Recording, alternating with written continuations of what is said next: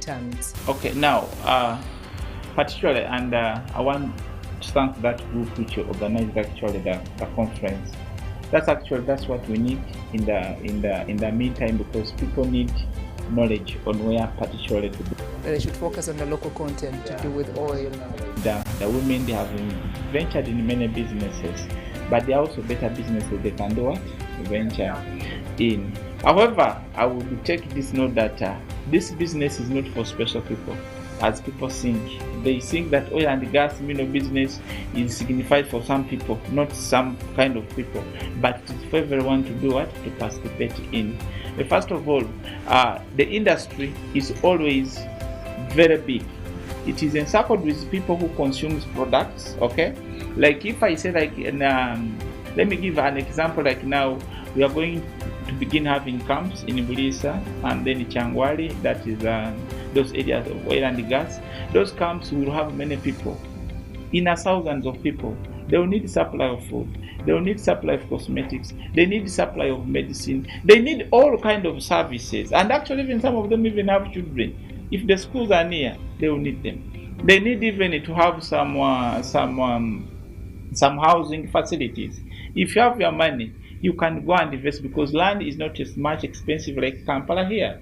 You go and buy your land and put your cubics there, and then from there you will earn your money, which can also add into your business. So also, I would advise that an entrepreneur to make sure that understand the culture of the people who are there.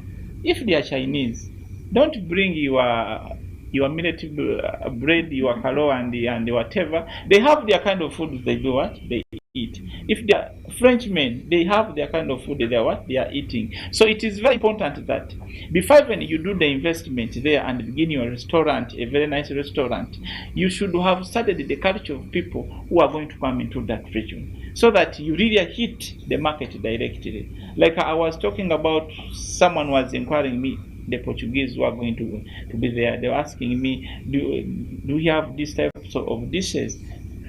Okay, I would say yes, because I'm an African here and I want my people to get business. Then I have to run back and tell my people, please, can you prepare all these kind of dishes, and so that we have customers who can take them. So I would think that an entrepreneur person who is here in Kampala, who is in any region, anywhere, it is better that you can always contact for more information. Like me, you can always contact me through my website. Okay, you can write to us and we give you the free of charge. We give you the information which can help you. You can go even on the website of all those oil and gas business companies, and you try to tap the exact information which you need. Then you invest, but don't invest when you are sufficiently knowledgeable in that. It may be a risky business which may lead you to lose trust in it. Invest when you know what you are investing in. Okay. Getting back to the mining sector itself, what are some of those challenges that you've cited along the way throughout your journey? Yeah, I love that question. When it comes to challenges, actually, we still have some challenges. However, I would want to appreciate some key figures of people who have tried really to put some light in this industry. Like if I talk about the chambers of mine and petroleum, okay, it has marketed our industry here, and I call him my museum friend, that is Honorable Erika Ruhanga. He has tried really to rob those people and really tell them, no, we have this industry. And you see now it is marketable outside. People know our industry. Now our next step is now to who those people who are welcoming the investors here. Then we should also be organized. Okay. Now that is where you are seeing that the mining bill is coming in, because the legal process has moved slower than the industry. The industry has moved very fast in the recent years. The curve is exponential. If you look at the sigmoid curve, it is very exponential, but the legal was moving as if it is going for a wedding. So you really find that there is a gap. You find the Constitution is reading a different thing. The Mining Act 2003 is reading different thing. The regulation, the policies, when they are not really uniting. So it gives an investor a hard time, because if you go in the field and compensate and you find on ground the government says we are owning this, and also the constitution says that thing belongs to the people on ground. Okay, are you seeing some confusion between now the investor who has going to invest now, whom can I deal with? Can I deal with the local person, or I deal with the government? So that's why the mining bill comes in and the new policies comes in, so that all these other minerals which were not regulated, they are properly regulated by the government, and so that the government should plan that those royalties and benefits, how they are going to come back on what? On ground. Maybe another challenge is that it is in a local content. The government has not put in so much focus in the past years to encourage companies to develop the local people in the industry. I would call it a transfer technology transfer. Okay, maybe agreement, which I would propose it if I was with His Excellence and the people who are in charge of this. I would tell them, can we sign a technology transfer agreement with all these companies coming on ground? Wherever a company comes here, let it sign it, because if there is Sandra and Asimwe and we know something, the company can train us and work with them. In the next 2 years, we shall be seniors. Then let those ones go back. Then for me, I remain in charge. You remain in charge. That's how we shall develop the local content. But if you bring the investors with their professionals, they work for 20 years, then it seems that now we Ugandans, we can't learn. Okay, so that one also we are going to fight that, and we are going to advocate for implementation of the local content, not just in the books. Say we have local content, but when it is not being implemented, that one we are going to make sure that we ensure that our younger graduates and the people, they have been trained, they have got the training, the capacity building, so that they can move their own industry and develop it. Yeah. Well, the talks, of course, are something that we cannot ignore. At the end of the day, the talks are ongoing. Others are, as much as others are expecting that more work has to be done in those various regions, maybe on the different sites as regarding to oil. Others are also thinking that maybe oil is already being sold out. What is your take on that? And what we should first allow that if someone does not have the information, is free to perceive any information. But when he gets the right information, he's free to judge. Okay? Like today, someone who is watching, he will go knowing what is exactly on ground. Okay? I began by saying that this industry is a high risk investment. Okay? You cannot say that we are going to invest $3.5 billion, okay, on the pipeline of something, and for you just come and begin doing it there and then. There are many professionals who are of different disciplines who have to analyze before the investment does what takes place. So I would think that if someone knew the procedures of the mineral and oil and gas investment, we begin by prospection. Okay, that is like to find out, is something available here, what we need to extract, like maybe do we have some signs of oil and gas, so the company can invest there. Then it goes to exploration. Then now exploration is quantification and qualification. Quantification is to know how much, and the qualification is the quality.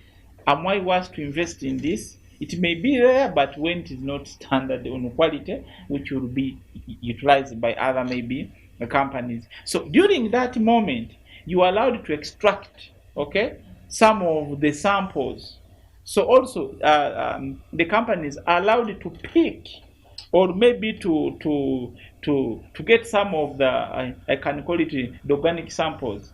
They undergo in combustion, like in your area there's a plant where they could always combat. Okay, you test and see this liquid we have taken, okay, maybe this crude we have taken, if we take it to a standard refinery, can it produce the real products? So I would think that if there are those members who saw when they were sailing out the samples for testing, they would think that now the oil and gas extraction began. But they were trying to establish that the oil and gas in our country is either standard or not standard.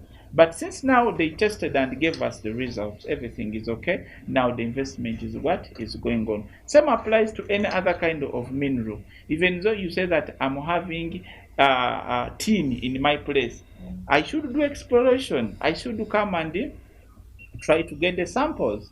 Then those samples, I should take them to a standard laboratory recommended by ICOO, so that if they say that this material is very good for investment, they will give me a report. After giving me a report, then you subject it to the company which is ready to invest. If they say that this is good, that's when the investment takes place. Then I would round up by saying that to any Ugandan should know, whatever you have seen was under lab test and was under finding out if the outside companies are worth to invest in our oil and gas, and even us, you Ugandans, to also know that what we are having underground, it is worth to be sold. That's the whole process. Well, you're a politician yourself, so I'll put it up to your face. We had a conversation with Export Promotion Board, and he said that it's the politicians who can't differentiate. So haven't they been a part of your awareness team, or maybe you reaching out to them and letting them know the difference between the oil and the different samples that were taken out? Because he says most of the politicians are the ones who are believing that the oil is being sold out, and you are a politician as well. So you haven't sensitized your fellow politicians. You see, Sandra, in politics, the way it's always regarded as a data game, and I think someone may speak something knowing the truth. Okay, but me, I would think that I when I was at my university, His Excellency Akaguta Yoweri Museveni, he came and visited us there, and he was reading few things on mining, and I realized that he's so knowledgeable in value addition. And I remember telling us, you engineers, you also join in politics. You help me in the parliament to form better policies. And I've never forgotten that. So even today, I tell doctors, engineers, whoever you are there, okay, whoever you are watching us, it is good to have a parliament where the politicians know their industry. Because for me, when I'm discussing about a policy, I'm not going to be speculating. I know what I'm discussing. If they draft a bill and bring it on my table when I maybe say I'm the minister, I know what I'm really approving. But see, in most cases, they have used these officers and these manipulators who are outside. They have gone to these people. Maybe these people, they don't have much knowledge. They are depending on the assistants, the reports they bring to them. They have a lot of things on their head. They end up approving something which is going to affect the whole industry for the whole year. So I would think that I'm a politician, but an improved version. Oh wow, they should look out for you. Well, recently there's been a study that has been done at Makerere. Professor Abraham did a study listing different regions, Bolisa and the other neighboring regions, on how oil and gas has affected the communities, say their water system, on the disposal of the different samples, affecting their soil, the fertility. Is that of your concern as well? Oh, if you read some of the comments in this office, you really will care about our environment. There's that comment there, we care about our environment. You see, something to be sustainable, it should respect environment.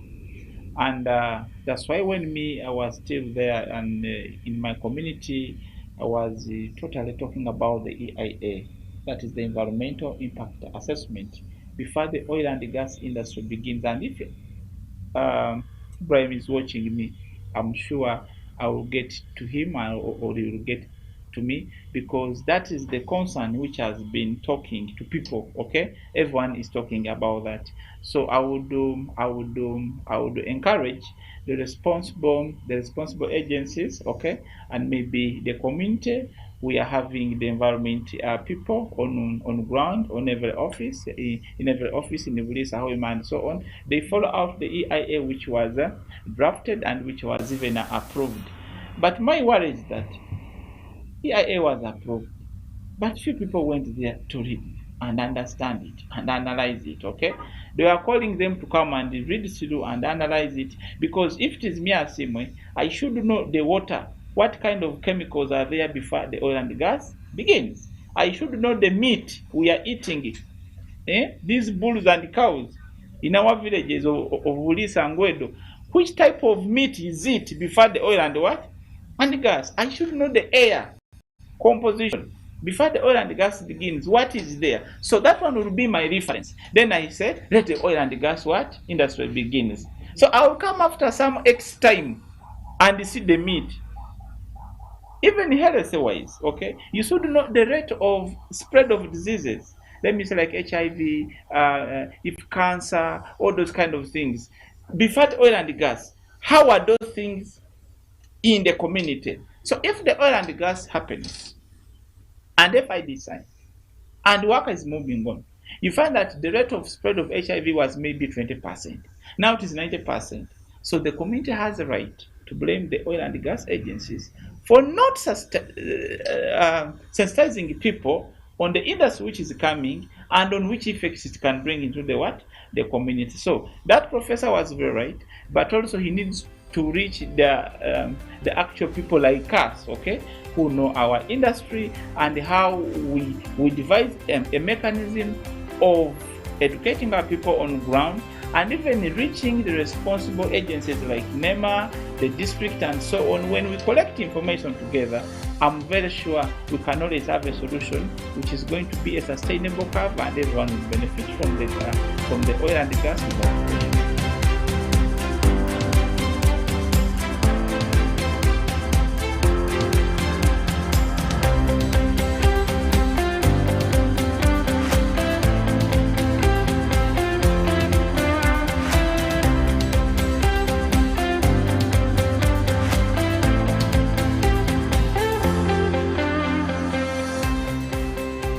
If you've just joined us, it is Entrepreneurship Hub, growing your business. Today, it's a great episode to do with oil and gas, different minerals, and it's a great conversation that we're having with a guest for the day, that is Engineer Jonada Semwe. Wow, get back to our mining conversation, Engineer. Well, I would say the mining sector itself is kind of lagging. I wouldn't say exactly where we also want it to be. There are kind of loopholes or things that need to be ironed out, or how to improve it. And I'm sure you've done quite a lot since you're passionate about the entire sector itself. What are some of those gaps that you've done yourself to bridge the loopholes? Okay, yeah. First of all, I would say that the years have been in this industry, they are not so many. But to me, they seem to be many, because every day there are a lot of things we work on.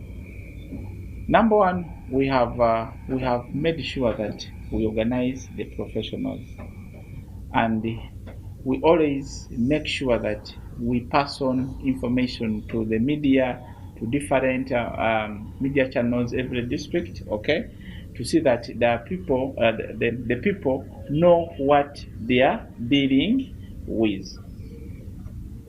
Of recent, if I would give an example, like a case study in Bunyoro, 2018, I had a program with my team to educate people on which particular investments they should prepare for.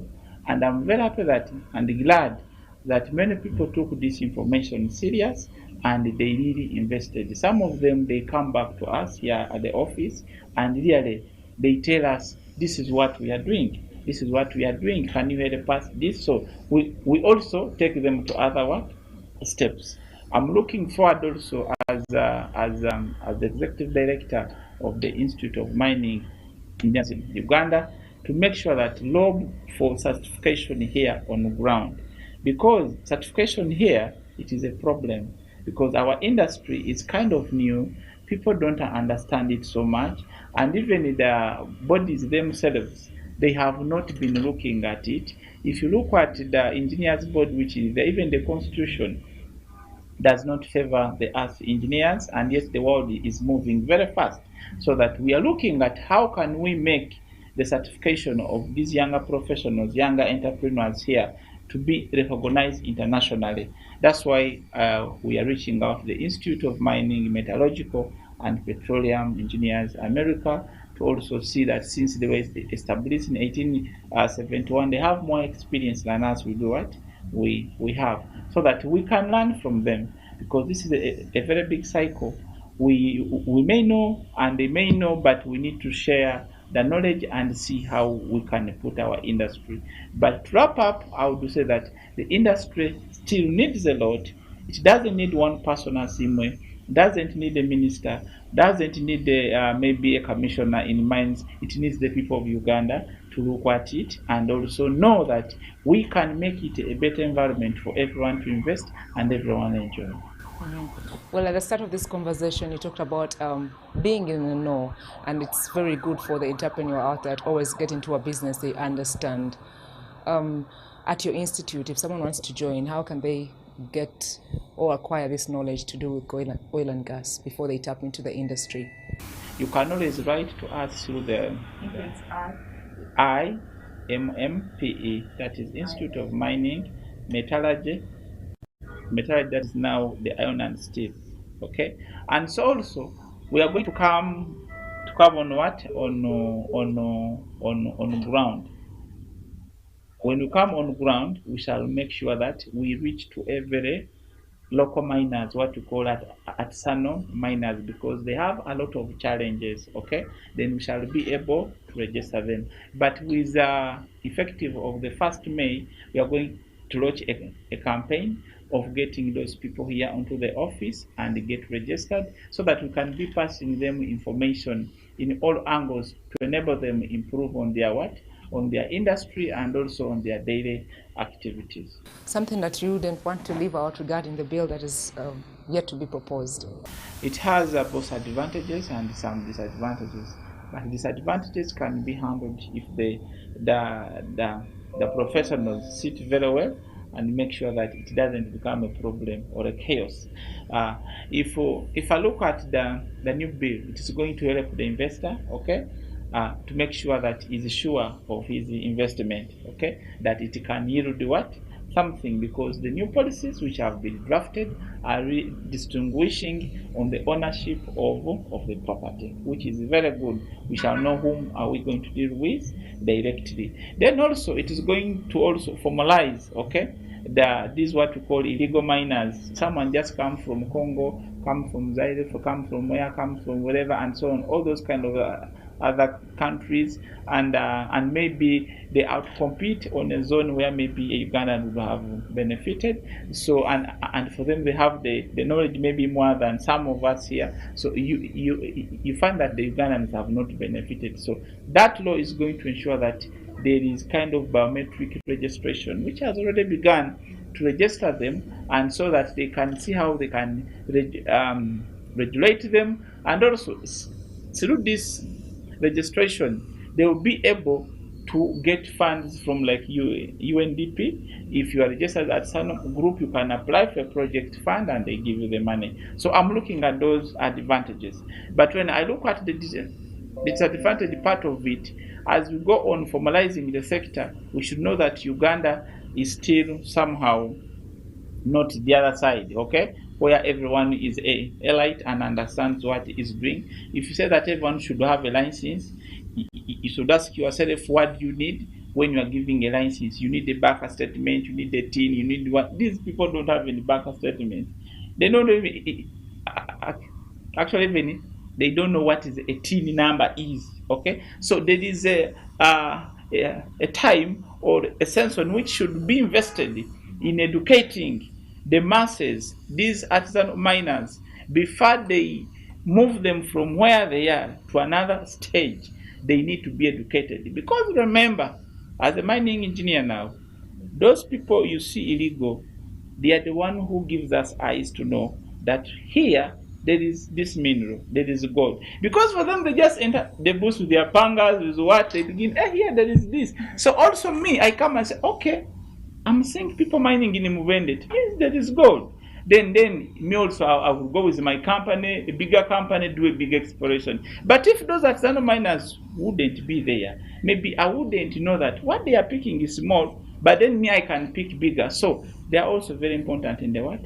In the industry. So I would also be part of those advisors to the government via this industry, that we need to invest more time on the artisanal miners to be educated. Like the Institute of Mining Engineers Uganda is going to make sure that reach those people. Already the project we are looking on is a transition from surface mining to underground mining, because we are seeing that their welfare is becoming low, and now we need them to adopt new methods. But it is a process of educating them and make sure that they will come it, and so that they can benefit at the end. The government revenues will be there, and even them, they will be there, they will have, and even everyone will enjoy the industry. Okay. Before we let you go, something you can't leave out that you love to share with the Ugandan out there. Okay, I would want to end by thanking the whole stakeholders in this industry, beginning from the environment, going to law, going to everyone who has participated in this industry, and also thank the government of Uganda for ensuring that the ECOP was signed, so that we are seeing light ahead, and also thank those people who have stood with us as the Institute of Mining and Petroleum Engineers Uganda, to make sure that we reach onto you onto the ground and share the ideas. We call you upon to be part of us and be part of this industry. As an entrepreneur, if you don't know anything about this, please, our offices are always open at the DTB Center. It is a first level 405. You can always reach onto us through the website and ask what you feel that you need to know. We shall always give you that information on free charge, to make sure that we make you a better miner, a better investor in this industry. If it wasn't mining or anything to do with the energy sector, where else would you invest, or where else would you have been interested? Okay, now that's a challenging question, but it is true and factual. That me actually, I would wish to invest in infrastructure. That may be even housing. I love the estate development. I love agriculture. Okay, but agriculture which is improved, not the agriculture where we are using bigger lands with little production. I would love that agri-tech business where I invest on little land and yield a bigger perspective. Finally, have you ever had a client and you are disappointed at the end of the day? You go out and drill some land thinking they're minerals and you find nothing. But at the end of the day, your client has to pay. Okay, now actually, that's why I told that this business is risky. And being risky, then it means that you have to advise your client very well, genuinely. But to me, I haven't experienced that, okay? Because I take a lot of studies before I advise like Sandra to come and do this. At least for now, God is on our side, that we are still moving straight. But I have seen those examples somewhere where you can invest your 400 million and you hit nothing. But with this organization, with this new general organization of the mining bill, of the institutes coming on, this organization like now the entrepreneur program on oil and gas, minerals, I think we are going to end up now solving such challenges and make sure that people invest when they know they are going to benefit. Thank you so much for your time. Thank you. My dear viewer, it's been a pleasure having your company. Join me again for another episode of Entrepreneurship Hub, Growing Your Business. My name is Sandra Kahunde, and our great guest for the day has been Engineer Jonah Dasimwe. Thank you. God bless you.